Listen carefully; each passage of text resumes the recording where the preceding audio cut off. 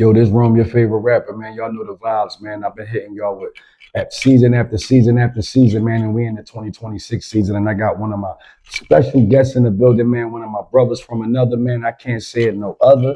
My brother P. Dot 57. What y'all What's up, talking brother? about, What's man? up, brother? I mean, it's a pleasure to have you in the building, P. Absolutely, man. Long Happy time. to be here. Oh, Honor. man. It's an honor, man. Appreciate Oh, man. I appreciate you for stopping by the show, man, and about to break your life down.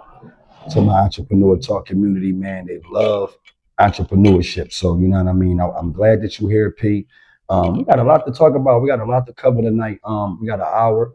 And we're going to talk about a lot of stuff, man. I know you got the dialysis and the kidney, but I don't even want to go into that right now. I want to go into a little bit about your personal life. Sure. Where you hailing from, where you came from, and how Absolutely. you got the Entrepreneur Talk Live with Rome, your favorite rapper, right now to the community. You know Yeah, what I'm saying? absolutely. I'm a proud Wilmingtonian. I'm from Wilmington, Delaware. So I grew up in the neighborhood, 5th and Van Buren Street. Okay. So that's the neighborhood and the community I come from. So my community is like, the way I can explain it is like, so the west side of town. So Wilmington is broken up into like 5 parts. Okay. So you have like the west side of town. Mm-hmm. You have like the east side of town. You have the South Bridge community, which is like the first community of the city. It's the projects. Okay. You have Riverside, which is also a project community. You have Northeast. You have Northside. Okay. And then what I'm missing? Damn near like New York. Yeah, kind of like that. Like boroughs. Like y'all call it borough. Yeah. Yeah. So it's different parts of Even town. though we don't call ours boroughs, but it's all like the same. Still the same. Exactly. So I grew up in the west side of town. Okay. The part of the west side that I grew up in is like heavily Hispanic. Okay. Either Hispanic or black. Oh, black. Yeah. Okay. So I grew up with a lot of people who were Dominican, Puerto Rican. Like I'm around right now. Yeah, like North Philly. Yeah, exactly. Like that. Yep. So that's like my community. And while I was growing up, I want to say like around 9th grade, like in high school. Okay. I had a friend, God bless the dead, my boy. Sound like me, man. Yeah, my brother, Will Malachi. Rest in peace to Will. Man. Yeah, so we used to work about my 10th grade year, I want to say, going into 10th. I can't remember. Yeah, right, but it was in high school. High school. Okay. So we worked at a Boys and Girls Club. It's crazy how our shit similar. I did the same shit. I had them filler jobs, so I stayed lifeguard. That's what I did. Richard Island. That's what I did. I was a lifeguard, playground, like I was. But it's funny, we was kids ourselves, bro. So my boy Will would be at the club, and this is like when instrumental CDs was a thing. Right, you used to get them on the street. Right. So in Wilmington, we got a thing over West Side called Under the Bridge. So it's literally you're underneath the highway. Right. And we had like a basketball court. That's crazy. Yeah. Because it is blocks right there. Right there off the highway. When you come off that bridge, if you come off it, you can come around the thing. Yeah, you can. Because it's like dirt, right? It's like, it looked like construction over there, but it's right up under the motherfucker. Yeah. Right, I think I dropped it. I was Ubering one year and I dropped a guy, a young boy over there. He was like, yo, we rap over here. We nice, bro. You rap, like, come fuck with me. And I'm like, you sure? We got fucking around and make it the fuck up out of this joint. Yeah. So it was skinny blocks. Right. It was like little cut blocks. You get down there, nigga, you might be facing another block. Correct. That shit crazy, yo. So we would go get the CDs there. Like my boy Diggs. Okay. Shout out to my dog Diggs. We would go to Under the Bridge, grab the instrumental CDs. So you was rapping already before you even. Yeah. So you knew how to rap. So So when I was first grabbing it, no. Okay. So I grabbed instrumental CDs to start rapping and writing because I seen the reaction my man Will was getting from the Jones at the club. So when I seen that, I said, hold up. I said, yeah. Will probably playing with it. Yeah, like nigga, hold on. Yeah. So when I seen it, I like looked at how captivated they were. People gathering around. I did the same shit, bro. Yeah, like bro. I had it prior, not to cut you off, Pete. No, you good. Growing up, I was writing. I had the vision because I'm looking at the crisscrosses, the ABCs. I'm like, these niggas in starter jackets and Kangos. I'm like, what the I'm looking at my grandma. I'm like, how the fuck is these kids? How are they on TV? How do you get on TV? But you got to think, we grandmama and them don't know. There's no men in the house. They can really like tap you in. Like, listen, you gotta. So I'm sitting there mesmerized I'm writing for years, talking about 10, 11, 12. By the time Pop come and Brenda's Got a Baby come out, that was it. It was like, that was my life. I grew up in a crack house. My mom was on, so when I see Brenda's Got a Baby, I'm like, we can rap about this shit. I'm like, I could talk about, I was embarrassed. You don't even want your mom to come to the school for some shit. You like, oh, I'm balling the motherfucking paper up. Ain't nobody come. You know what I'm saying? So it's crazy that you say that. And then one of my homies, one day he in the lunchroom, he was good at banging on the tables and rapping. Like the nigga he couldn't beatbox, but the nigga make a beat on the table. Niggas gathering around. I see all the chicks, they getting out the fucking lunchtime. I'm like, what the fuck is it? I spent the whole day. I seen that shit. That classroom I was going into the next period after lunch. Fuck my whole life up because my motherfucking regular trapper keeper turned into a rap trapper keeper. That shit was like, I was like, I gotta have a rap. Cause I told the niggas I can rap. I walk up, I'm like, I rap. They like, let me hear something. Yeah, you hear the bell. I said, Saved by the Bell. He said, yo, when we come back out of class, nigga, I want to hear something. I ain't had nothing. I wrote this whole rap about being a star. I'm like, man, how the fuck am I write a rap? And then poetry came to my mind. I'm like, roses are red, bottles are blue. Fuck it, I love you. That was it. That was it. So I feel you like that page. And then every time I worked, when I'm waiting for a hack or a bus, there used to be the little bootleg motherfuckers out there. I would always go over like, I got the instrumentals, and they would always have like your favorite artist. And what I love back then is you could get a whole album of beats, yeah. With they whole instrumental of they fucking beats, bro. Yep. Go get a whole Nas album. Stillmatic came out, bro. I went and got that fucking instrumental every beat. I just demand every fucking beat. Uchi Wally, I'm like, yeah, that's my and favorite people be rapper. like, yo, how are you so talented? Like, bro, we was taking instrumentals, turning them into, we was writing on them, making them like it was hard. Like the producer made that shit for me. Yeah. I never went in to try to steal another nigga flow. We would try to make the beats our shit. Y'all niggas want to mimic the niggas now and try to rap J flow on the beat. You be like, oh God, there's a bunch of remixes. Puffy fucked it up. Diddy fucked it up with the remixes. Yeah. You know what I mean? But no, people, go back to what you were saying. So you grabbing the instrumentals. No, yeah. So, I saw how captivated people were. I would go under the bridge, like you said, they were $5 instrumentals. 10, 11 songs on the motherfuckers, bro. What was I'm trying to think of the bull, the one dude, damn. It was like a one specific instrument, Sycamore. Bro, he had them all. Bro, I don't know who the fuck was leaking this nigga the beats. Yeah. But bro, that was it. Sycamore. All you heard was Sycamore. Nigga, that's where the fucking producers got they wound up having to get tags because that nigga was the first nigga. Damn, bro, you just broke. That's history, bro. Yeah, so that was like the ones that I couldn't wait to get. Oh man. And then so then one day, my boy Will was like, "You got something?" I'm like, I'm gonna try. So I remember like one of the first raps I wrote, and I rapped it, and it was like a little joint in there. Right. She's looking at me and she's like, she was like, I like that. That's it. And then he was a ladies' man. So anything that was going to attract the ladies without having to sell drugs and all the bullshit, bro, that was perfect. For sure. So that was perfect. In all seriousness, like I then started to get a lot more serious about the music. Okay. So I'm gonna say like around 10th grade, 2001, that's when I really started going to recording studios. Now, how old is you at 2001? I'm 15 at that point. Okay, I'm 21. Yeah. So it's crazy because, like I said, we ain't that far apart. Right. And the mix of you stepping into it in school, I'm outside trying to figure out how to fucking make this shit move. What is it? I'm doing all the talent shows. They weren't getting it. We was losing the R&B motherfuckers. And then I started looking like that. And then I started looking at talent shows different when I realized like we can't get in a talent show that's multi. We don't got a chance, bro. Yeah, it gotta be all rap. Them, oh man, fuck that. Niggas just wanted to perform. I'm like, bro, we just performing now.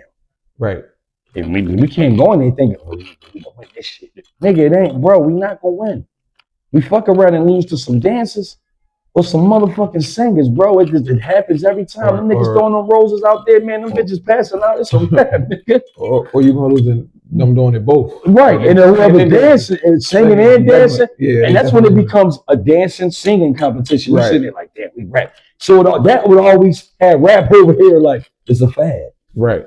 It's like, why y'all rapping, nigga? Right. They more talented. They break dancing and pop locking. And you like, damn, we just rapping. Shit. We going home, outfits on, we matching. Motherfuckers don't know how that shit feel, bro. You be thinking you ain't got talent. That should have had you fucked up. And that's why I say, but God blessed me to be able to have a vision. I seen the glitch like, oh shit, there's too many different motherfuckers. These niggas break dancing, this nigga miming and shit. Motherfuckers is doing matching shit. So now, right, you got the mixtape. You got the instrumentals. Yeah, so we got the instrumentals. And now I'm going to this studio downtown Wilmington called Soundmind Recording Studios. Okay. Yeah. I'll tell you a funny story, right? And so my man Diggs told the story when we was at Donor Dash. Okay. He had told Freeway, Freeway, Gilly and Wallow this story. So and shout out to Gil and Wallow, shout man, out to and them, Free, man. Shout out to them, good dudes. The family right there, man. So the studio, right? Me and Diggs are going there to record a lot. Right. But we young boys. Like we ain't got crazy bread. Right. So you know, but y'all in there. Yeah. The studio was like $40 an hour or something back then. Okay. So we getting like little 4-hour sessions. Right. Okay. Y'all going half on it? Yeah. Right. You know, you get 2 hours, he get 2 hours. Yeah, that's 4 hours. We were a group, so we was there together. Okay. So like, you know. So we doing that, bro. And it was some cats from Delaware who had Gil on a feature. Okay. So we had a session booked. We get there, and Bull that run the studio like, oh no, like y'all can't record today. Like Gil and them got a feature with so and so. So I'm like, you know, I'm in the streets. I'm like, oh no, we ain't doing that. We paid for our session. We recording today.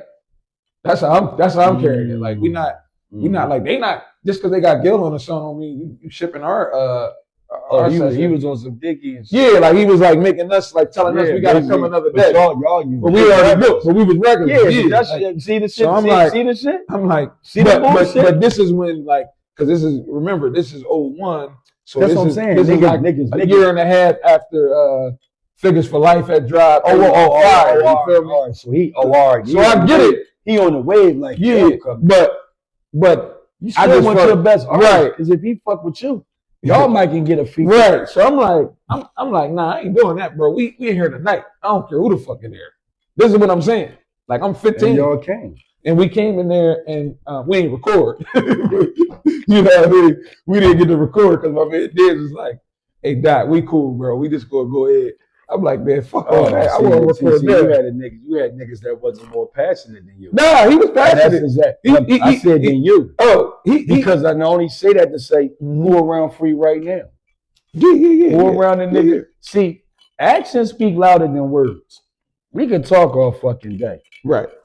But we see who God lined up because again, that's say right, if it wasn't Gil, you still at 15 had the ambition to say, nigga, who's dictating our values? That's what I'm saying. I was just like, now, but you see how your niggas, they bowed out, but then they don't know how they was looking to other motherfuckers. And this is how a lot of times groups don't understand how sometimes one of the niggas, they were always coming for one of the niggas out the group. Mm-hmm. Why? Because somebody see the passion in you, just not the talent. Right. So you got to think, when niggas coming and looking at a group, they look at y'all as a whole. They see only one at first. Right. One sound, one band. Soon as they see the weak links, and then they look at me like, who's standing? It was P. Dot. If a nigga couldn't remember nothing from that day, who came in this nigga? We were cool. Motherfucker, I'm recording. That you made a statement that night at 15. Mm-hmm. You was gonna push through. Wasn't gonna be no barriers. So I'm gonna say this, like, yeah, like you're right. Like, I think in that moment though, like my boy, like his thing was, we've been out here going back and forth for like an hour. Like it's like time. Okay. You feel me? Okay. That's why I say he was it was a time thing. It was like, bro, we've been out here. Nigga, we not gonna keep like trust me. Yeah, we ain't gonna keep. Diggs is with me all the way. He's super passionate about this music thing. he just like, I understood where he was. After a while, it's like the dog barking at the moon. You're not making no tracks. First of all, we don't live here, nigga. Yeah. I'm not gonna keep arguing. You dig it. You want the best for your studio. We out. Cool. We out, cuz. But just make sure that we get that extra hour. Right. But I'm just glad. But I'm still glad. See how that I spoke up. When your birthday? I'm a Virgo. Okay. What's September 22nd, the last day, Virgo. Yep. First day Libra, last day Virgo. I like the Virgo because, like I said, 15, a lot of niggas would have been like, Gilly, most niggas would have got starstruck. They fucking something. Oh, yeah, that's cool. Can we just come chill? You was like, nigga, what? Well, my thing was I wanted to record because I aspired to get to where they were. That's what I'm saying, but he knew that. Yeah, he knew that, but I'm saying the engineer was the person who made that call to not let me come record. That's what I'm saying. He wasn't going to do nothing. Nah. Yeah, he wasn't going to record y'all regardless. Yeah. So he was just telling you, man, Gilly and them niggas, this nigga gonna be the fuck over there. We don't know how long them niggas gonna take. Exactly. That's what it was. That's what it was. All right. Like they here, so I'm saying it because it's like you book some shit and the nigga come out of nowhere talking about a celebrity. Right. And just but I've had that happen to me, bro. But I'm gonna get down further down the line for my musical career. That's crazy. But I worked at Patchwork Recording Studios, which is one of the biggest industry studios in the world in Atlanta. When I lived in Atlanta, I lived in Atlanta for 6 years.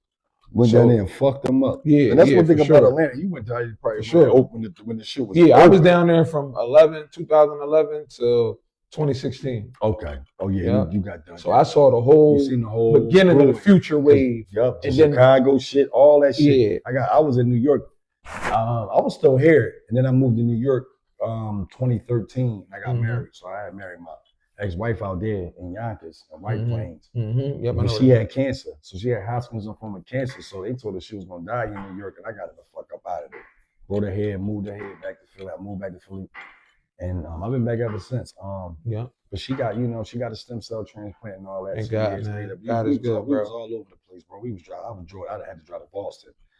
Trial medicine out there. I had to take it from Boston to St. Louis. I had to go to New Orleans. It was just crazy, bro. She finally got it in Charlotte, North Carolina. That's what's up, bro.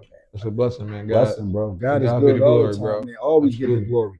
You know, I'm just glad he used me. Like I tell people, man, you don't know you're a warrior until he put you in a position where you have to be. Where you have to be. For sure. And not even just for yourself, for somebody else. Because I always tell people, man, you know, I don't think if I married her, I would have been able to get her out of there. But because God had me marry her, she took my lead. You know what I mean? I don't think the boyfriend and girlfriend thing would have been strong enough to pull her. But because I was husband, he tapped into her brain and said, follow his lead. Yep. And she followed me, man. And you know, we separated a few times in there and had to split up because, you know, it was straining. People don't know. I tell everybody every day, we judge people, but God tells us not to judge because you never know what another person is carrying. Yep. If you go off what they look, you's a fool because half the people never going to look like how they feel or what they're going through. And like I tell people, also, if you never had a disease or you never had nothing that could kill you, where they attach death or you dying or you only got this amount of time, you can't tell people how they feel. Right. You know what I'm saying? I didn't understand a part of life until I didn't know nothing about cancer like that until I met her. And my best friend, he has it, had the same thing she had, but they learned how to hide it. She was hiding through her look, her clothes, you know what I mean? Boom, boom, boom. She hit it so well, the PO thought she was lying. Time she come in, she like, yo, I went to see my doctor. The fucking PO putting down there. Man, this bitch lying. When she went to go her last day to get off the shit, they locked her the fuck up because the PO was writing down there the whole time. She went, this bitch ain't sick. Luckily, I brought her here when they put a PICC line in her arm. So having the PICC line in her arm, the wires was hanging out. But they lock up throwing the joint. She like, what the fuck? What y'all doing? They like, she like, I'm a cancer patient. If they ain't see the PICC line, man, they brought her back in the fucking courtroom, man. The judge was so. They say, yo, this fucking lady got cancer, man. Boom.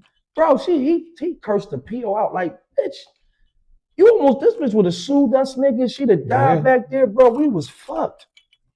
You see what I'm saying, bro? Like, so it's just like, it's little things like that. I sit back and think like, oh, damn, if I ain't, because New York was done. They hit her with, we exaggerated all the medicine. And then she like, no, the fuck y'all didn't. I didn't have this full stem cell transplant. I only had a half. I never had no full anything. Y'all didn't never do nothing full. No full treatments, no full nothing. What the fuck? How y'all say y'all done? Right. I'd say I got her the fuck out of that. Shit scared me, bro. Imagine meeting somebody, you about to get married or whatever, and the motherfucking doctor come in the room talking about, oh yeah, she done. You gonna die. I looked at the nigga and said, who? I said, I thought he said this shit to me. I said, who gonna die? I said, bro, I just met her. What? God don't forsake me like that. He ain't gonna send me this. No, that ain't happening, bro. She looked at me, started crying. I said, I'm gonna get you a fuck. We're going to Philly. They got cancer treatments and shit in my town too. They got a lot of them. A lot of good options. You feel me? So I said, I'm getting you the fuck out of here. At the time, I took her to Hanneman. She was, Hanneman had her. They had her. You know what I mean? Every hospital, Jefferson, wherever I had to take her, even Episcopal. Yeah, even Episcopal. Because I got injured when I was 25. 3 days before my birthday. My dad died on my 24th birthday, 2004. It's 24. On your birthday? On my birthday. On the day after Easter. When's your birthday? April 12th. Okay. And then a year later, 3 days before my birthday, my hand gets sucked up in an exhaust fan, cut my whole thumb off. Can't move that shit. Almost cut this finger from the drum. Cut me here, split the nail down the middle. Cut this hanging open. Cut me over here with a tat at. Split this open. Bro, almost lost my whole fucking hand. You feel what I'm saying? Like, so that's why when I tell you, I've been out the game ever since, bro. The motherfucking the government, the world said you obsolete. You can't work no more. You can't put this on your hand. Hospital signed that shit. And it was just like a nigga kicked me out the matrix. Nigga, I'm on the sideline like, what? The fuck y'all mean I can't work no more? Huh? I was fucked, bro. Like 25 years old, bro. I'm sitting in the hospital. Then the people I'm working for leave me in the bitch. They called me. Look, the day before my birthday, my birthday was that Monday. They called the hospital Sunday, like, well, he ain't work for us, boom, boom, boom. But that Saturday they came in and told the hospital they was gonna pay the bill. My shit was $70-something thousand. Man, the doctor come in there, the lady looked at me, she said, she just looked at me. I looked up at her, I was like, she said, you're gonna have to get a lawyer. Right. My whole heart sunk. I said, what you mean? Because all that shit, I'm thinking money. I don't have no money. I can't even work now. How you gonna navigate this? How the fuck? What y'all? She said. I think that God is amazing, bro. For sure. I just think that like anybody going through something where you have to. Still don't got Social Security. I've been fighting that since I was 25. I'm 45. Wow. That shit happened 25 years ago, bro. They haven't gave me that shit yet. So when I tell people, the people say, well, how you? God, everything that you see and I have, bro, God. I wake up some days, I go in that bathroom, bro. I cry, bro, in that mirror and be like, damn. Perseverance, dedication, drive, determination. I just won't have it no other way, bro. That's literally the calling that was placed upon you, bro. And you've been able to successfully, like I said, navigate it. Some people it's such a challenge to navigate your shortcomings or I don't even want to call them shortcomings, but the challenges that you have. And you have options when you get challenges. You really can face them head on, or you can give up, or you can just vibe out, like you said, motherfucker, fade to black and just let it destroy you. And I'm a person that doesn't have any quit in me. So I can identify that's what I'm saying with what you've been through, and I can empathize as well, right? I'm not going to provide pity in any sense. No, we ain't, because I ain't even had no pity. I was trying. All I did, but you can't have the pity because when you believe in praise and you believe in mercy and grace, it's like God. I'm not dead. Use me. And for me, like I said, I'm a person who's had to really figure out a way to turn a like devastating news into. It's like I'm gonna just segue into my kidney. Failure, right. I feel like that's a good time since we're talking about something so serious. So it's like for me on my 34th birthday, so September 22nd, 2020, I had just moved back to the area. In January of 2020. Right. I was living in Chicago. Right before when COVID started. Right before COVID. I had been living in Chicago. I was an assistant principal at a school called Hansberry College Prep on the south side of Chicago. I've been to Chicago. I've been to Chi-Town. I loved it there. Shout out to all my most definitely, man. all my former Downtown, students, beautiful, man. all my former students at Hansberry College Because Prep. I did a conference out there at the pier. Okay. So first I was in West Virginia at the time. So I was in West Virginia for 3 years. So I was doing state, I was doing Marshall, Charles State College out there, Mountain State. Just a lot of again, we were lucky to be able to get out of our cities some way, somehow, and be able to tap into energy. Yeah. We know that. Yeah, I've been fortunate, man. I've been able to live, like you named some of the places I lived. So I lived in Boston for 2 years. I lived in Chicago for 2 years. I lived in Baltimore for 3 years for grad school. See what I'm saying? That's 3, 6, 9. That's almost 10 years you didn't live in down there. So I lived, I put it like this to you. I told you I'm from Wilmington, Delaware. I lived longer outside of Delaware than you did in your own fucking town. Right. That's how I feel. Right. I'm 39. That's how I feel. I've lived more years of my life not in Delaware. Not in Philadelphia. Right. I never, none of my females was, and damn, it's crazy though. That's why I said people don't understand the long route. I'm glad you saying it because I realized that it's for God put a couple of us on that road. We don't know until we run into each other. You understand what I'm saying? Because a lot of people say, well, damn, my whole life, all that shit corny, you ain't gonna make it.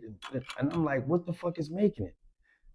How y'all gonna tell me I ain't gonna make it when nobody made it? Y'all don't even know what the fuck making it is. So it's like, wow. And that's why people used to be like, they thought I was arrogant or ego because I chased it. And they like, this, nothing we saying stopping this nigga.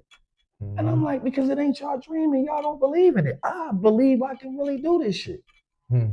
On that level, I'm willing to risk. I love it so much. It's not even that I'm doing it to be there. I'm doing it because I know how to create the music. Like I know how to create this thing. Whatever Michael Jackson was creating, whatever Pac, it's just something that I was born to do. God gave me a voice. 13 years old, a guy walked in and heard me talking. He's like, yo, you supposed to. He's like, I know you're calling. I'm like, what the fuck is that? He like, yo, if I put you in front of 15 kids, man, they'll follow you. I said, huh? He said, you're supposed to be a preacher.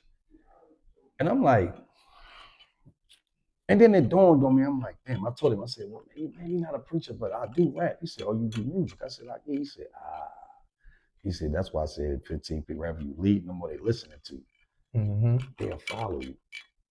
So I always kept it in mind, like, damn, if that makes me a leader, I have to have somewhere where I'm leading them. Everything I do has to be able to be justified. What is the purpose and what is the point? Right. You feel me? Don't do it just because it looked good, it's in, it's trending, what? Do it because you're really a part of it. So going back to what you're saying, you was a part of that shit. Yeah, for sure, bro. And it's like I said, on my 34th birthday, I was having because at that point we were I'm an assistant principal by day. Wow. Right. Teach you look. Yeah, I'm an assistant principal by day. So at that point, we were working asynchronously, like working from home. Okay, yeah, because of COVID. Yep. And so I remember, this is a crazy story I'm about to tell you, bro. There was a lady named Miss Brown. I was working at Hardy Williams at the time. Shout out to all my students and former students at Hardy Williams in Southwest Philly. I was working there, and I never forget, I was talking to this lady, and her name was Miss Brown. And for 2 days straight, the day before my birthday and actually on my birthday, I told her, yo, I'm having the worst headache. I'm gonna have to call you back. Because I was helping her I was guiding her through our systems and platforms that her student had to utilize to remember you had to get all the computers and stuff. Yeah. So I'm telling her man, Ms. Brown, my hair hurts so bad. So after that, on my birthday, when I said it to her and I hung up with her, right? She calls me back 30 minutes later or so. Right. She said, hey, Mr. Davis, I just wanted to reach out to you because I'm concerned about you because the way you've been describing these headaches sound awfully familiar. I said, why you say that, Ms. Brown? She said, well, I had these headaches for years. And so in my mind, I'm like, I do too. But I didn't know what she was going to say. Right. So she says, I never really took care of it. And I ended up finding out that I had kidney failure. This is what the lady tells me on the phone. One of my old students' parents. Wow. So I say, oh, wow, I'm sorry to hear that. She was like, yeah, and I'm on dialysis, and it's really tough. And I've been on dialysis at the time. This was 2020, so she had been on dialysis like 2-3 years at that time. So I'm like, man, that's crazy in my head, all off of headaches, right? So, and you was having headaches for years. For years. I'm about to get really into it. I'm about to really tell you, bro. This is crazy. So I started having these headaches, bro, probably like in high school. I'm gonna say maybe like in 2003, like my junior year, senior get ready year. to come on out of high school. You're transferring to college. When I was at Dell State, bro, the headaches would come every month, and they would last like 3 to 4 days. But all I would do is do the egotistical bravado thing that men do: put some tussin on it, take some medicine, take some Tylenol, take some Advil, and I'm gonna be good. I'm gonna get into that and why that's not healthy for you, because those pills actually attack your kidneys. Exactly. All of them. That's why I don't even take, between me and you at 45. I don't take pills, bro. Yeah. But it's funny, as a kid, you see this Adam's apple? Bro, every time I went to go try to swallow some shit, shit, it just gets stuck like, and I'll be like, gotta eat something to try to push it down and then drinks. Yeah. So my grandma used to make us chew it up. But then when you used to chew that shit back in the day, you like horrible. You like powder. You like what the fuck? Killed me. Yeah. So it was like I ain't want to chew no shit. Anything was if it was gummies, nigga, you can give it to me. I'll fuck the gummies up.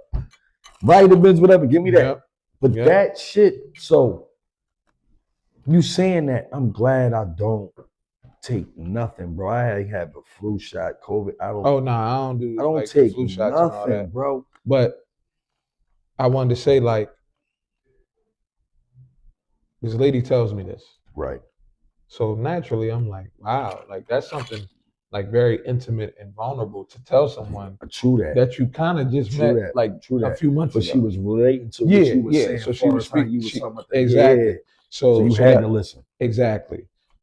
So be that as it may, later that day, my then girlfriend, who is now my wife, shout out to my wife Akila. Shout out to the wife, man. Yeah, she saved my life, bro. So she was living uptown at the time. Okay. She was living off of Ardley and Upshur, right? Mount Airy. And so I was going over there with my son and everything. Right. And on my birthday, bro, I never forget, I had the worst headache I've ever had. Out of the whole time you was having the headache was so bad, that I couldn't stand, I couldn't blink, I couldn't cry. That's how intense the headache was, bro. So while this is going on, my wife, she's my girlfriend at the time. This is like my first birthday with her. So she booked a dinner on a helicopter out of Northeast Airport. Wow. Right? We about to go up in the air, but my head. You can't even, Bro, so I tell her, I'm like, babe, I'm sorry, you're going to have to cancel that, John. My head hurt, like, I'm in excruciating pain.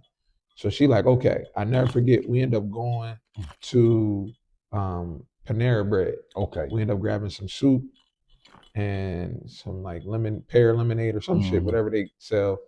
We come back, I eat that, and then next thing you know, the headache is intensifying. I'm complaining to her about it. She said, that's it, we're going to the hospital. We end up going to Chestnut Hill Hospital because that was the closest hospital. It's like 8 minutes from where I know. I used to work at the Melton Pot. Okay. Yeah. So, used to ride at 20 Yep. So I'm like, okay. So we get to the hospital. Mind you, it's COVID. So I'm masked up and I get in there, bro. And the triage nurse, when you first hit the triage, they do your vitals. Right. So she see your shit drop. So the triage nurse put your shit already below. No, it wasn't below. My blood pressure was 287 over 92. What? I was 34 years old having a stroke and didn't know it. Right? I was in the process of having a stroke, literally live and direct at that moment. Oh. They take me to the intensive care unit. I go to the intensive care unit at Chestnut Hill Hospital. While I'm at the ICU, they sticking me like every 30 minutes, bro, like drawing blood. My blood pressure was so high, they ended up giving me morphine. Right. Now, this is something that I always tell people. I can honestly say I can understand how people get addicted to, bro, because that shit will knock the pain out. I ain't for shit, bro. I was like, so like 20 minutes later. You're not laughing because it's a bro, when you realize how much how powerful it is. Literally, I tell the nurse, motherfucker, what they do when you in the art, nigga, when they say hit him with the bro, nigga be like, bro. I literally tell the nurse, I say, yo, is there any way I can get more of that, bro? She say to me, Mr. Davis, you get addicted. You gonna we not. She like, this ain't that. She was like, this is like, that was for the time being. Yeah, that was to bring your blood pressure down, bro. But you like, nigga, that was the comfortable, bro, I've ever felt in my life, nigga. To feel no pain. I want to backtrack really quick. No, go ahead. You got the floor. No, you good. I just want to tell you, I would be remiss if I didn't share this story. Okay. So the weekend before, around September 16th, 17th. Okay. My birthday is the 22nd. My wife, but girlfriend at the time, took me to New York. Now my wife was born and raised in St. Catherine, Spanish Town, Jamaica. Okay. She moved to Queens, New York, in like middle school. Okay. Right. And so she took me to New York. We went out, ate. She took me to this wonderful place called Spa Castle. Mm-hmm. They do it all, like, I heard it's that's the place to be. It's incredible, right? Mm-hmm. So we go there, then we eat. I think that's still there. Yeah, it's still available. So we go there, then we go eat, and we have a good time. Like, we just doing our thing.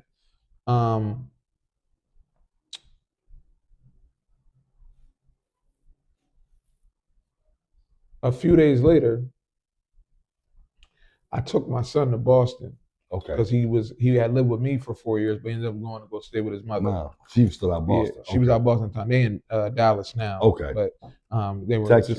Texas. Yeah. So they ended up.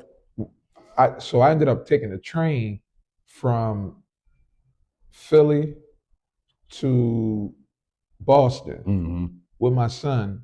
Like, we left at like 10 at night from 30th Street, and we get to Boston at like 6 in the morning. Right? Yeah, because that's like 8. I used to live in Boston, so I know the T is what their train system is called. So I went to the station I used to go to, and my ex-wife came and picked my son up. Okay. When she picked my son up, I had a flight back to Philly.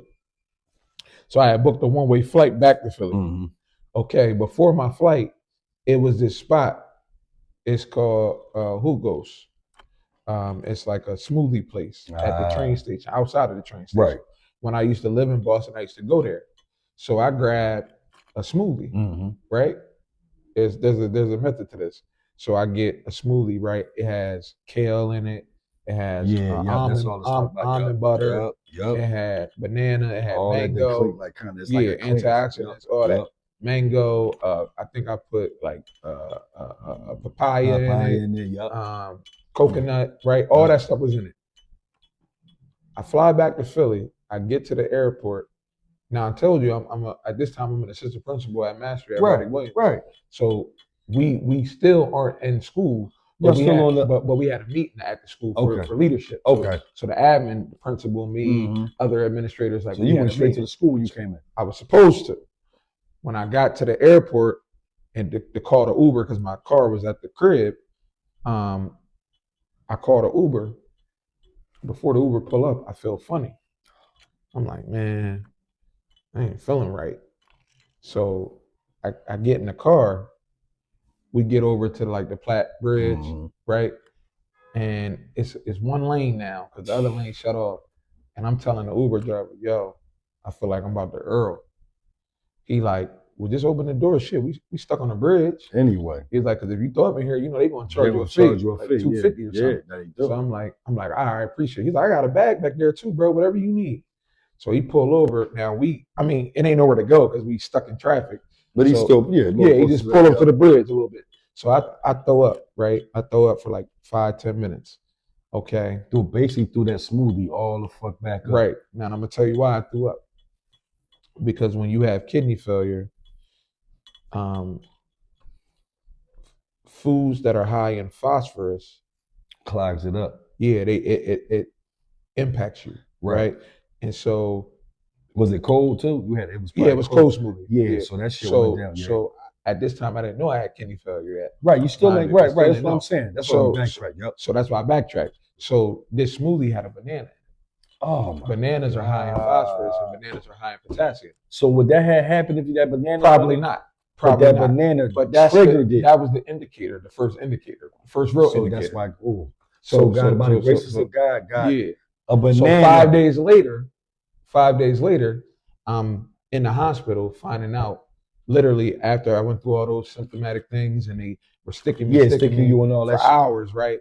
A guy named Dr. Sethi come to the room and he said, "Hey, how you doing?" I said, "Hey, how you?" He said, "Yeah, I'm your nephrologist." Now, in my head, I don't know what a nephrologist is. You said it, I don't even know. At that moment. But I'm thinking, so he's kidney like, specialist. Right, that's what it is. Yeah, he's like, so I'm a kidney doctor. Has anyone ever talked to you about your kidneys? So my natural response was, why would they? Right? And he's like, true. Well, it looks like you have an AKI, which is an acronym for an acute kidney injury. So I said, okay. So what do I do? He was like, well, we're going to run some more tests to see if there's anything else. So they ran more tests and they took an MRI. And I never forget, they came back with the imaging from the MRI. And you could see all back here, it was like 1,001 Dalmatian spots. It was scar tissue. Oh. And that's when they diagnosed me with end-stage renal disease, also known as chronic kidney disease or kidney failure.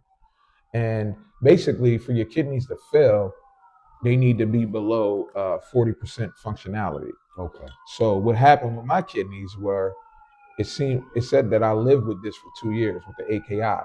Had I had known, this is basically when I lived in Chicago. Right.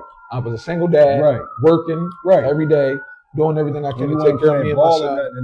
No. To the point where you're like, damn, let me just go check. So they basically told me that if I would have handled this in 2 years through a biopsy, there's a chance that I wouldn't have had kidney failure.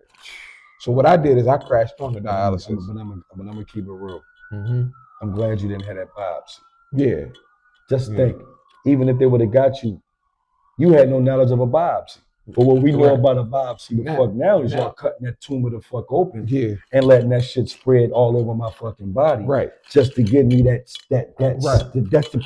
just to create a position of they can have a job. Correct. So this is what I'm saying, right, bro? Like, I find this out. First of all, if a doctor come to you and tell you you got kidney failure, quite naturally, it's just a major culture shock. It's like, it's like, damn, like, huh? So the first thing I asked him was, I said, yo, am I going to die?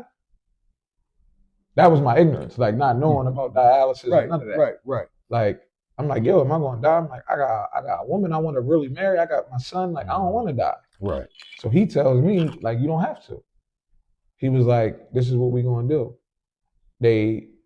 They put a catheter in my chest up here, and I had the catheter for 9 months, and I started dialysis immediately the day after my birthday, the 23rd. Look at that. Right? I'm supposed to be Gary go board a flight to Atlanta for my birthday with my frat brothers. That shit was canceled. Right? And so I stayed in a Chestnut Hill Hospital for 6 days. Okay. And then because I thought I was going home, because when they first did all the tests, they told me they ain't fine. They find it. But they normally don't, because a lot of those tests be surface tests. Right. They not thinking kidney. Kidney. But then when they still keep finding little things that's just off in the when blood, they found the AKI, they was like, all right, now we got to go ahead. Now we really go see what's going on. Because they could have just left me to go leave the hospital, and I ain't know what's going on. That's what I'm saying. They ain't have to give a fuck. Right.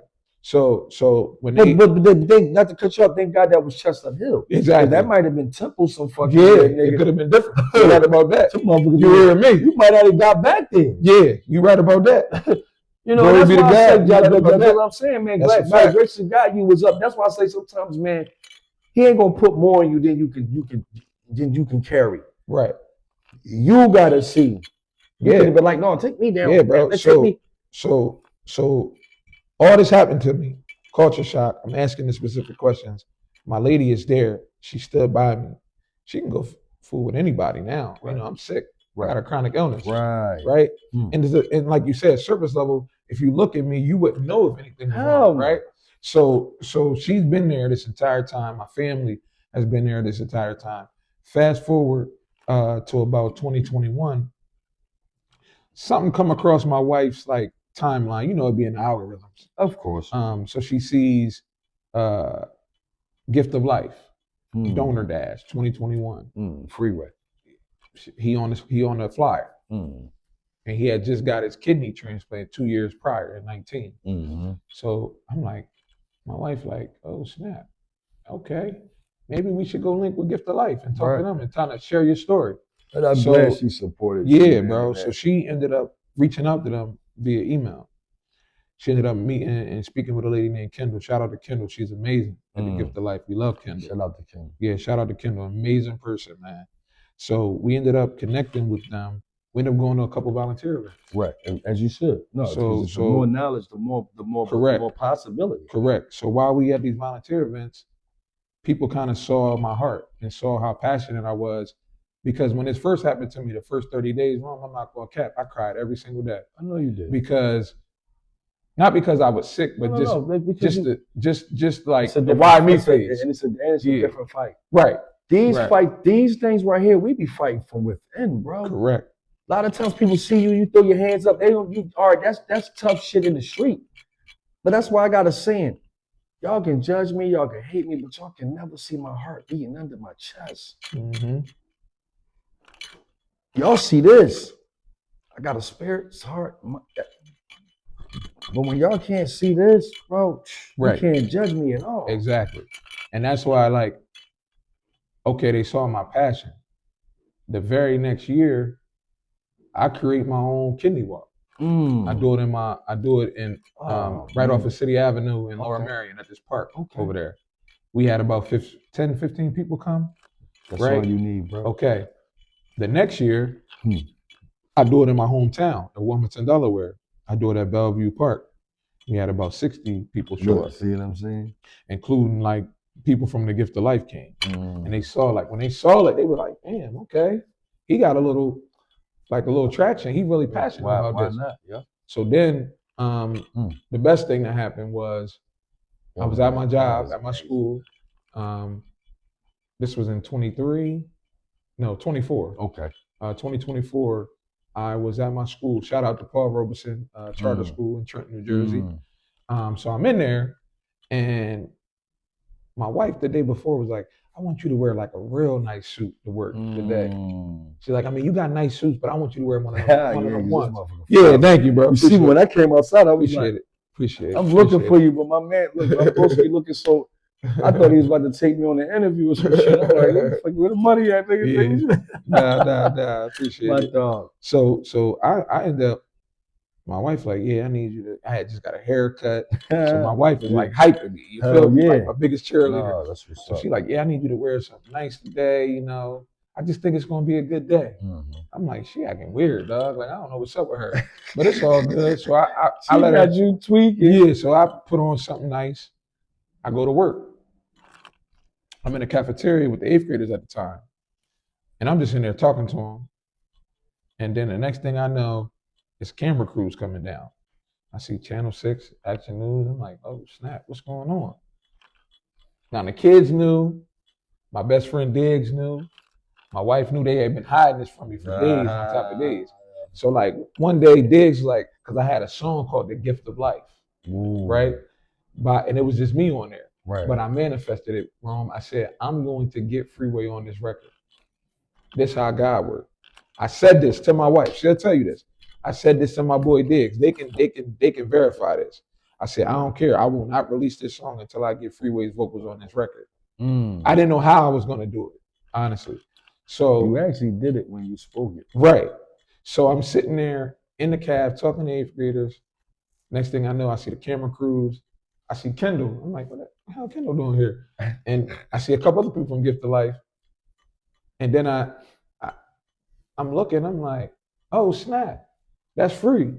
And so Free walk in, I dap him up. He spoke to our students, man. Kind of really got them to understand like what I'm going through. Right. Because he had went through it, obviously. Right, no, real. He went to my office. Now, this is in our old building. We got a brand new facility that's beautiful. Okay. It just opened a month ago. It's incredible. So this is in our old building.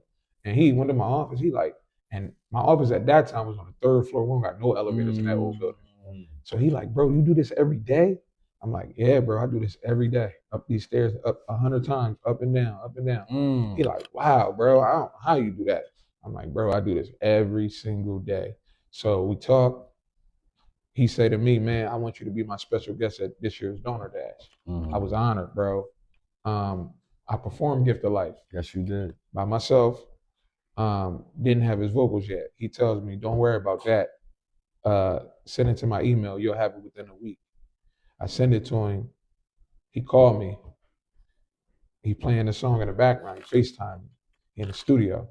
I'm like, oh, this just sounds crazy. So then he sent me the stems and everything like that. I'm listening to the record.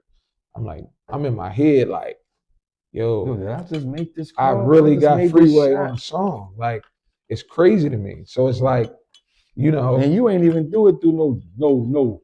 What about no kidding? You just took care of the foundation and did what you did on your own, walking with and did. So that record that we have is the campaign record for the Gift of Life. And we shot the video. I mean, think about this. They allow me, of all people, because I don't look at myself as so significant. Right.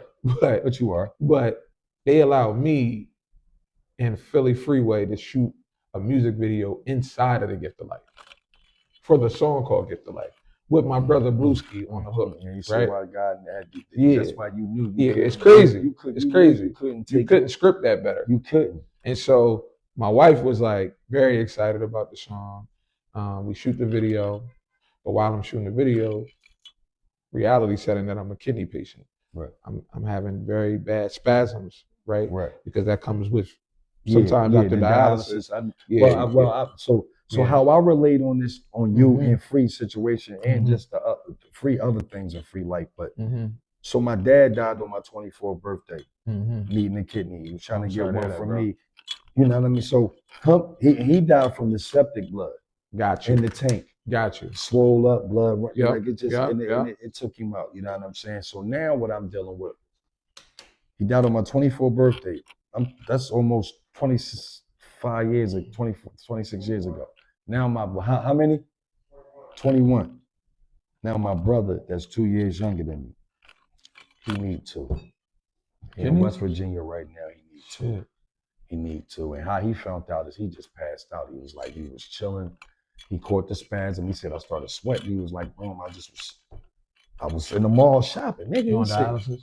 Well, he was on it here, and then he stopped.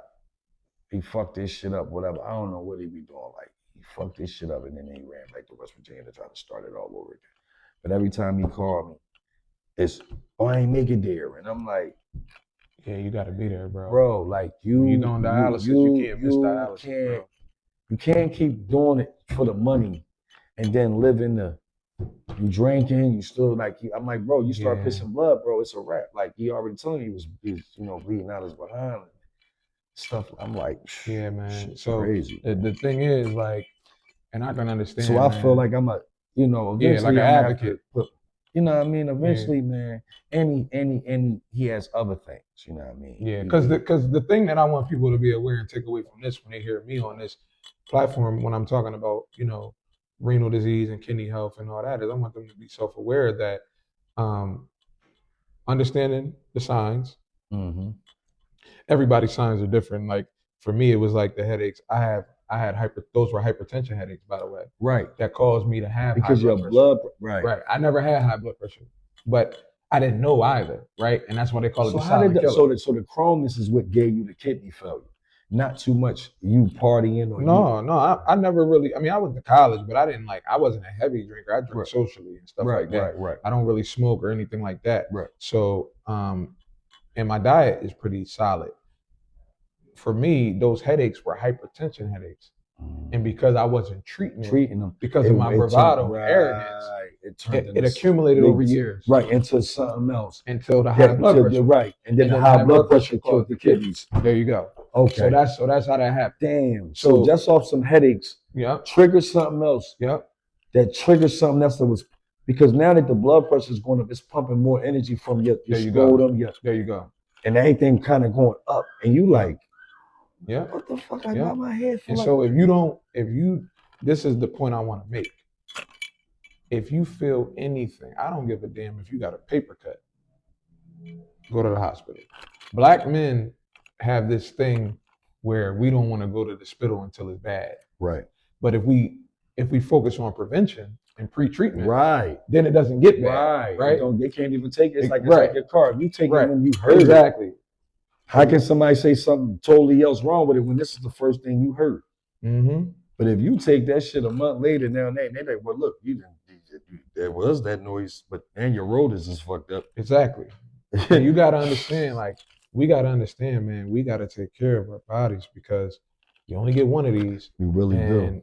And if you don't take care of it, and if you want to play like nothing's wrong when it is, or you notice something is wrong, you're going to end up not being able to be here. No, real shit. And that's not something that I can accept. Because I got a child at home, a wonderful wife at home. I have a family that I love. I have friends that I love. I have 676 students who every day depend on me being there. Right.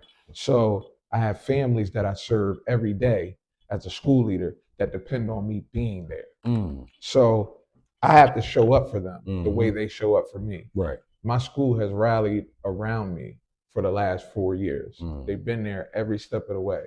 We shot a documentary with the Gift of Life. It's called Why They Wait. It's me and two other people, and they actually God bless them, received their gift of life. They received their transplant. I might need to get my brother. And so, I might need to link my brother with you. Yeah, man. Anytime. I'm here. Even if it's just a conversation. Yeah, I'm here. I'm here for anybody in need, bro. Like, cause he don't too much. I'm more spiritual than him, so it's like when I talk from that point of view, he's very discarding and just like, all right. So I figure you can talk to him in a manner that you ain't even gotta go to the man. You know that you actually experience and know that. Yeah, this is the day to day, and that's the thing for me, man. I have people like I have a friend that I met just through the internet. Her name is Keisha. She's a realtor in Houston. Okay. She married one of my frat brothers. Shout out to the Noops. Yesterday was J5. You know what I mean? Hey. So shout out to Kappa Alpha Psi Fraternity Incorporated. And so she gave me a lot of information. Right. I met her on the internet, bro. I didn't. That's all it takes. We ended up becoming friends, and we ended up meeting later in Houston. Me and my wife traveled and got to meet her and meet her husband. But like, I didn't know her, bro. But she was willing to help. She heard my story. What's the saying? All it takes is one. All it takes. Freeway. He didn't know me, bro. I don't know him, but he know your story. He was willing to help, bro. And when you roll it, other people you authentic in your story, right? Wow. So many people that I have so much love and gratitude for because they came to help me at a time where I was new to dialysis, crashing on the dialysis, was accepting it first. Had to accept it because that's the most difficult thing. But once I stopped crying after those 30 days, I said, I'm no longer going to act like a victim. Kind of like I'm going to figure out what I'm going to do. Wash your weakness off you. Right. I figured out exactly. I love you. I love that. I love that. I love that. I'm going to use that. 30-day fast. Still that. So I use that. It's yours. Yeah, I'm going to use that. Family, but that's what I'm saying. I didn't allow that to discourage me. Right. And what I've been able to do over the last 5 years is be a advocate. I've been able to be a better father, a better husband, a better son, a better musician. I was able to start a label, BBS Music Group. Hey, congratulations, you know what I'm saying? Thank you. Look, that's powerful. Within 5 years, man, we've been able to ascend. And, I have dope artists that I'm like right now. One of my artists, her name is Nabri. She's about to release her debut EP called After the Crash. And, she's a R&B singer, incredible musician, wonderful young lady, just turned 21, in school, doing the right things. I got my boy Diggs. Him and I are about to release a project together called Life is Short. Okay. And so that's a meaningful title. Maybe he'll come up here and explain that to you. I'd rather have him explain that to you. Right. Because he's battling something too, but I'll let him speak on that. Then I have my artist Blueski, who is a country soul artist, and he's working on a project It's called Cowboy from the Nine piece flats, all flats, or all drums. Yeah, they like drums. I like flats. I'm a flats boy. I'm a flats boy I'm too. a flats boy. You Like, can give me the flats all day. Fry hard. All like, hard. Yeah, no Diddy. That's me. No Diddy. Yeah, no Diddy. Pause. Pause You on that feel one me? for sure. Just all flats. And so he has a project coming, like I said. Okay. I have an artist named MGE Mizzy. Okay. He's releasing something called Off My Meds. And then I have an artist named Phoenix Jade. She released the album a year ago called Resilient, and she's getting back in the studio this year and start working. So yeah, we got a full roster. The dope thing about our situation is we're not like a quintessential rap label or music label. Like I tell people, we sell our experiences. Right. So last year we put together the first annual VBS Music Fest, and we had over 130 people. We had beautiful aesthetics at RAMG Studios in Wilmington, Delaware. We had a catered dinner, so we had aesthetics tables set up. We did the whole thing. My wife and mom did that. See, that's what I love about your family, man. So we had shit like Voltron food. Yeah, it is. Yeah, we had, like I said, catered meal, catered dessert. We had lemonade, sweet tea, homemade. We had open bar all night. And then we had 8 of the very best performers from Delaware hit the stage. We also gave away 3 awards to three people, 3 honorees who have impacted the Delaware community. The thing people don't know about Delaware when it comes to the music scene is we have people in pockets who are very, very significant. Like for instance, my big homie, Grand G, the first person in Delaware history to ever have a song charted. 1990, a song called Riverside Bucket 26. It's off a project called Project X. Okay, he was the producer and the DJ. And he has a wonderful foundation that I'm a board member of called the Health, Hope, and Hip Hop Foundation. Okay. And he has multiple myeloma, the blood cancer. So him and I connected off of that, and we've been rocking since.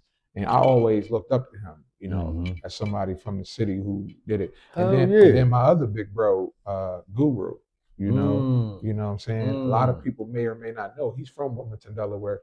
He's from 39th Street. Talking about the Guru and what's the other? Talking about the light skin Guru, right? Jay-Z's engineer. Yeah, Rockefeller. Yeah. He he is from Delaware. Yeah, born and raised, and that's what I'm saying. That's why he knows so much about Philly. That's crazy. Correct. That's crazy. Yeah, and he went to Howard. He was at Howard with Puff. Yeah, but D from Rough Riders, grandmama and them was here too. Yeah, a lot of niggas tell you they real niggas is Philly niggas. Right. So this is what I want to say, and this has nothing to do with you. So please, you good. Just hear what I'm saying. You good, bro. Okay. You good. This is a great opinion. Delaware, for whatever reason, is a place where it's like people have to see it first. Yeah. Because they just don't know it's obtainable. Right? They don't. When I did VBS Fest and charged $50, people was like, $50, but it was sold out. Right? You know what I'm saying? Right? That's what I said. Like I had artists who I was saying, it was like, I don't know if people are going to buy tickets for that, but they did.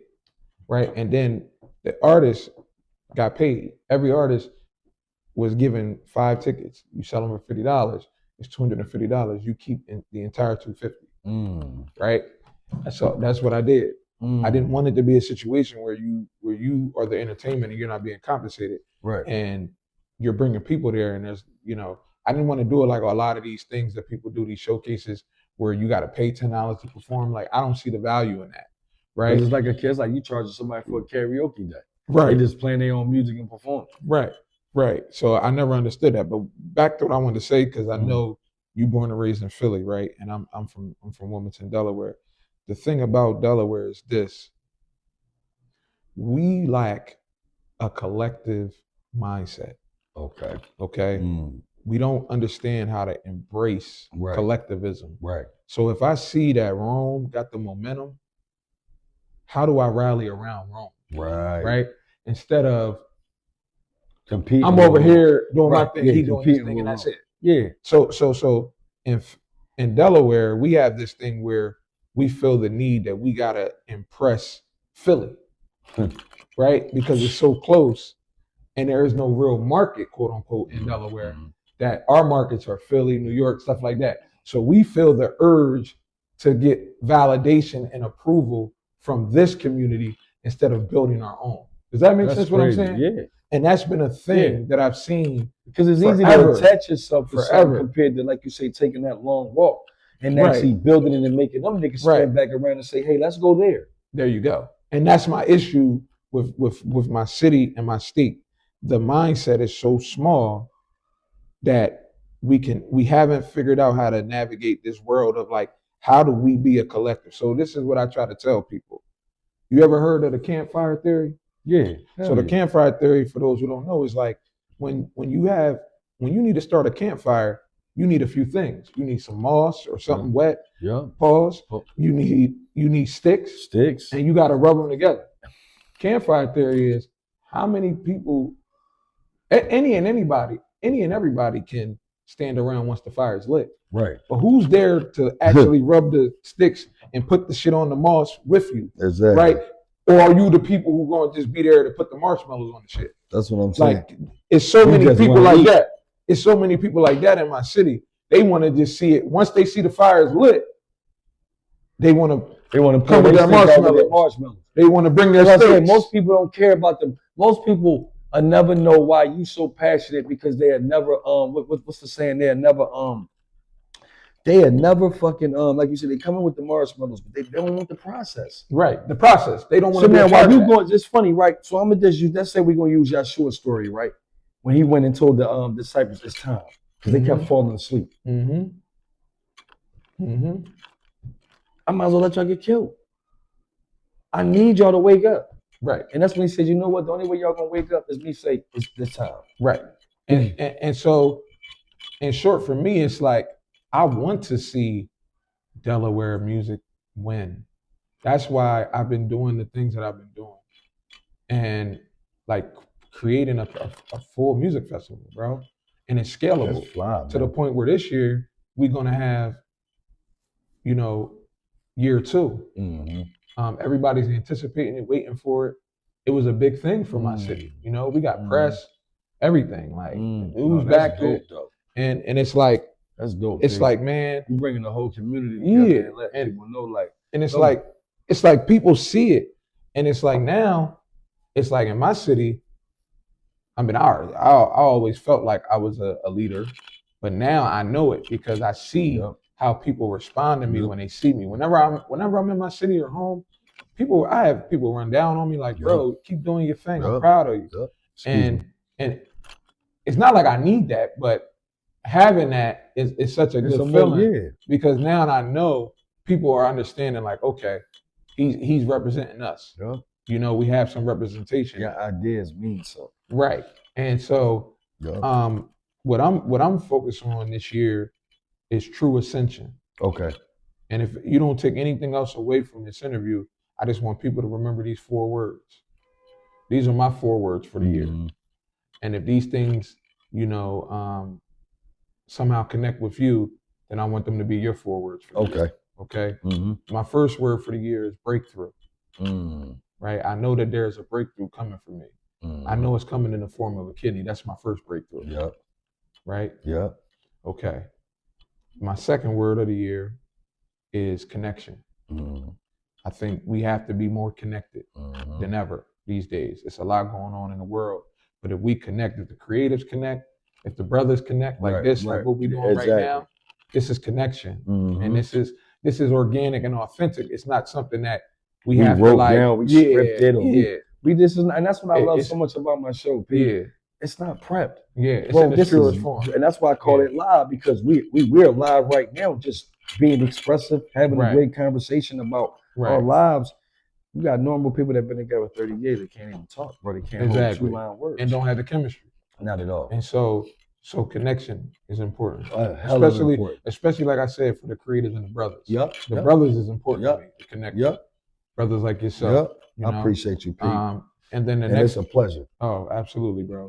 And then the next word is purpose. Everyone in this world has genius level talent, and everybody in this world has a divine purpose. Once you figure that out, then it's time to formulate the game plan and execute, right? Because dreams are great, but execution is better. Oh, hell better. Right? And then last, it's creation. Creation. Yeah, we have to be the creators. Oh, yeah. God put us here to create. Yeah. Whether that's your merch, whether that's your music, whether that's a business, whether that's a family, because that's creation. That's creation. You know, whether it's some sort of, you know, platform, you know, all that is creation. And we have to do that. And that's how we create value. Into power, man. Yeah, we turn into power. And when we convert this, the conversion is us being empowered. So that's what I'm on this year. That's the elevation, you know, message I have for the year, because I want people to understand that, like, I'm not allowing anyone to make any excuses. Right. I learned a long time ago that excuses are tools of incompetence that build monuments of nothing. Right. And those who specialize in them seldom achieve nothing. Nothing. And they will definitely try to sell it to you. So I don't believe in excuses. Like I tell people every day, I have end-stage renal disease. I'm a full-time school administrator. I'm a full-time father. I'm a full-time husband. I'm a Christ seeker and Christ lover. I'm a son. I'm a musician. I'm a label owner. I'm everything I am that I want to be. Right. So I don't want to hear like, oh, I couldn't do that. You know what I mean? When you're couldn't do that, mine is like, I've been in dialysis for 4 hours after a 9-hour shift with 16-inch needles in my arm for 4 hours, draining life out of me slowly, pulling on my heart. That's my day to day on a Monday, Wednesday, Friday.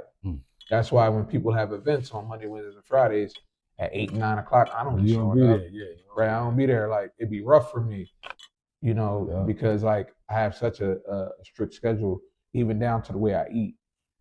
Even the way my wife packs my lunch, she puts like, because I can't do more than 32 ounces of liquid a day. Okay. So you gave me this bottle of water at 16 ounces. I've already had I usually have about 16 ounces by now, but I only did about 8 because I only drink about half of my water and half of the juice that my wife made me this morning. Right. And then this is probably like about another 6 ounces been drank. So you're looking at like 14 ounces, and I can only do like another 18 ounces today.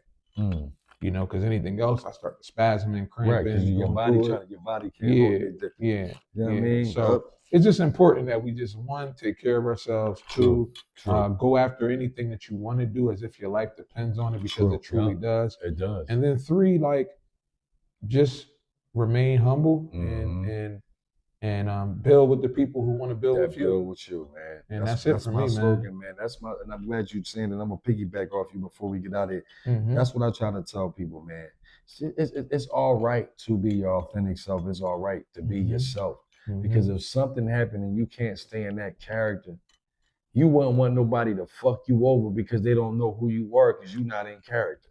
You know what I'm saying? So it's like, man, it's a pleasure, P, man. You got any shout out to anybody you want to? Yeah, man. First and foremost, man, I want to shout out to God, man. God be the glory, like we said. I want to shout out my mom. You know, Mom, I love you. And, you know, I want to shout out all my folks. My city, Wilmington, Delaware, for sure. Shout out to Delaware, man. Shout out to Wilmington, 5th and Van Buren Street, 7th and Van Buren Street, right in front of Lafayette. That's where we at. We shot the video there for Make a Way with Lovely Lay and Freeway. Shout out to Lay, Shout out to Lovely Lay. Lovely Lay Beats, I love you. Thank you for everything you do. One of the most genuine people I know. No, she's real talk. Shout out to like the whole entire team. Shout out to Risky, who is one of our execs at VBS Music Group. She's out in Florida. She has a show called Risky Reviews, where she reviews music on a weekly basis. Okay, cool. I got to tap into it. I would love for you to connect with her. She'd be a good person, especially down Florida. Yo, Roche, I got folks down there too in Broward, so that's even perfect. Yeah. She doing her thing. So shout out Risky. Again, man, shout out my brother, man, Fred Diggs. We got this album coming, man. Life is Short. He has an album also coming out called Things That Make a Man Cry. Deep joint, heartfelt. I told him that's when he's at his best, when he's most vulnerable. Real talk. Shout out to Blueski, shout out to MG Mizzy, shout out to Phoenix Jade. And shout out to the Princess of VBS, Nabri. We're looking forward to the After the Crash EP. And then lastly, shout out to my folks at Ram G Studios, and shout out to my brothers at Audio Boy Studios. Uncle Mike, that's my dog. We've been locked in, getting it done, and we're gonna keep it rolling, man. You already know. Appreciate my brother Rome. Listen, hold up. Let me see. We got to get one in too, man. I'm about to say we got to keep ducking. No, man. We got to get one done. Ducking you no more. We got to get one done, man. Listen, you got some bars for me before you take us out of here. Oh man, some bars to take us out of here. Yeah, let's see. You know what I mean? What do I got?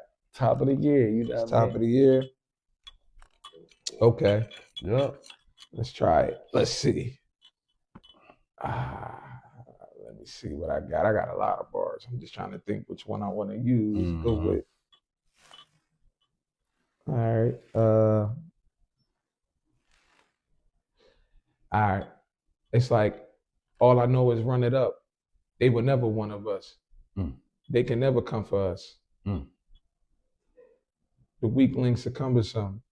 My ex tried the back door. Oh, let me start over. Sorry. Are you good? Let me I'm gonna start clip over. it. Man. All right, hold on. It's like all I do. This one going to the It's a new John. It's like all I know is run it up. They'll never one of us. They'll never come for us. Sorry, my phone ringing. Look, we got two. We all got two phones and shit. Nah, that's my work phone. No, I know. I'm not saying we always working. Like let me see. I'm trying to think, man. I'm sorry, man. My brain scrambled after this time of day. That's all good. That's all good. Shit, give me the verse from the joint with you and Free. Oh, okay. I could do that. Let me see. What's that? I'm gonna do the Make a Way joint we got with Lovely Lay. That's one of the joints that I really like. Hold on, I gotta hear it. I'll be writing so much. See, look, he like me. I'm the same way. I can't perform without my music. Yeah, I just need to. Hold on. You recording 6 songs a fucking day and shit. Yeah, I just be recording so much and writing so much, man.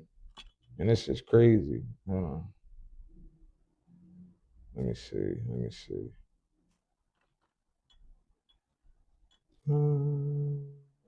Here we go.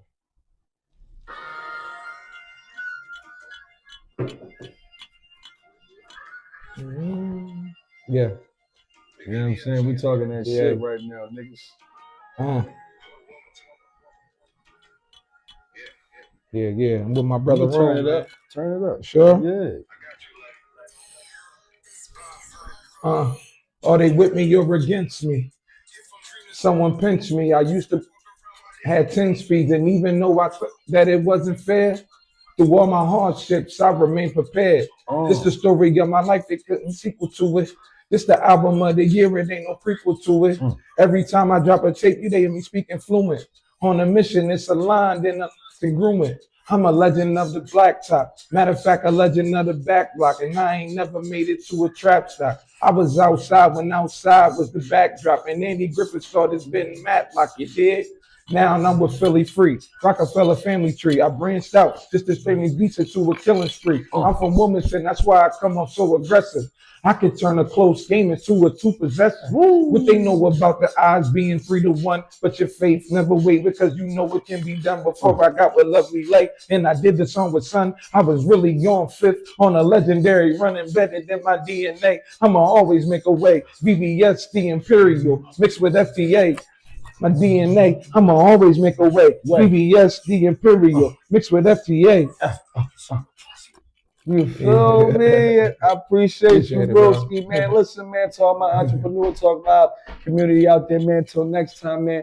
Make sure y'all tap into my brother, man. He here, man. You know. Follow me on all platforms, please. P.57, man. Please, man. And he will be most definitely back, man. You know what I'm saying? Y'all know the vibes, man. Until next time, man. I love y'all, man. Let's get it. All love. Oh, man. Appreciate you.